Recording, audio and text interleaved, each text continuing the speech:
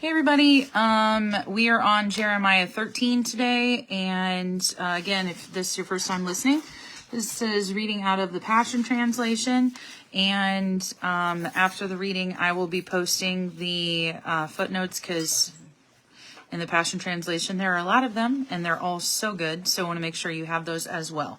So let's go ahead and get right into it. Again, Jeremiah 13.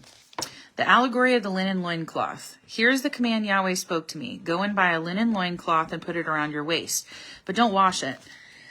So I obeyed Yahweh's command, and I bought the loincloth and wore it under my tunic. Then Yahweh spoke to me a second time. Now take the loincloth you bought and are wearing and go at once to Perath and cover it up there in a crevice of the rock. So I obeyed Yahweh and went and buried it at Perath. Then after a long time, Yahweh spoke to me again, saying, Go at once to Perath and dig up the loincloth that I commanded you to bury there. So I went to Perath and dug up the loincloth from where I had buried it, and I found it ruined. It was worthless. Then Yahweh spoke these words to me. Even so, like a soiled undergarment, I will ruin all the arrogant pride of Judah and Jerusalem, says Yahweh. These evil ones refuse to hear my words, then they stubbornly follow the inclinations of their own hearts, and they follow other gods to serve and worship them. So then they will all become like this worthless, rotten undergarment. For as the loincloth clings snugly to the loins of a man, so I brought close to me all the people of Israel and Judah, says Yahweh. I wanted them to cling to me as my people and bring honor to me and proclaim my glory, but they would not obey. The allegory of the wine jars. Speak this word to them. Here is what Yahweh, the God of Israel, says. Every wine jar should be filled with wine. And if they say to you, Of course, everyone knows that wine jars should be filled with wine. Do you think we don't know that? Then answer them. Yahweh says, I am going to fill all the people of this land with a drunken stupor, including the kings of David's descendants, the unfaithful priests, the prophets, and all the inhabitants of Jerusalem. And I will smash them one against the other, parents and children alike, says Yahweh. I will show no pity or compassion, and my mercy will not stop me from destroying them. 1 second here. Okay. Jeremiah warns against pride. Hear this and listen well. Forsake your pride, for Yahweh has spoken.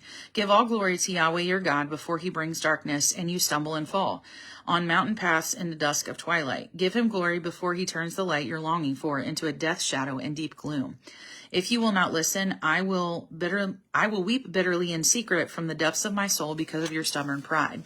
My eyes gush with copious tears running down my face because the flock of Yahweh is taken captive. Say to King Jehoiakim and his mother, Come down from your high thrones and take a humble seat, for your glorious crown has tumbled off your heads. The cities in southern Judah are under siege, and no one can free them. All the people of Judah will be carried into exile, carried completely away. Jerusalem is like a shameless woman. Lift up your eyes and see the Babylonians coming from the north. What will become of the cities of Judah? Like a beautiful flock of lambs, they are entrusted to your care. What will you say when those you courted as allies are appointed as your masters? You will be gripped with pain as a woman giving birth. And when you ask yourself, why are these things happening to me? It is because your sin was so enormous that your skirts are lifted up and your private parts exposed. Can the Ethiopian change the color of his skin or the leopard remove his spots? Of course not. And neither can you change from being schooled to do evil to doing good. This is why I will scatter you like dust driven by the desert wind. You have it coming, and I have precisely measured your punishment, declares Yahweh. Because you have trusted in lies and forgotten me entirely, I in turn will lift your skirts over your face, and everyone will see your nakedness. Woe to you, Jerusalem. I have seen your adulteries, your lustful neighing, your shameless prostitution, your vile acts on the hills and in the fields. How long will you continue being unclean? All right.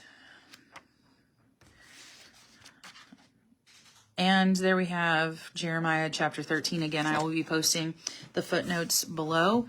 And if you're watching on YouTube, it'll be in a different post. But everything should be caught up now, which means that everything is going to be in real time now. I'm still figuring out how to go live on both places. I haven't done as much research on that this week as what I've wanted to, but I am working on it so that everybody can be listening to it and looking at things at the same time. So we'll see. Maybe next week I will be live on both streaming services. But for now, that is Jeremiah 13. I hope you have a good rest of your Sunday, and I will see you next week for Jeremiah 14.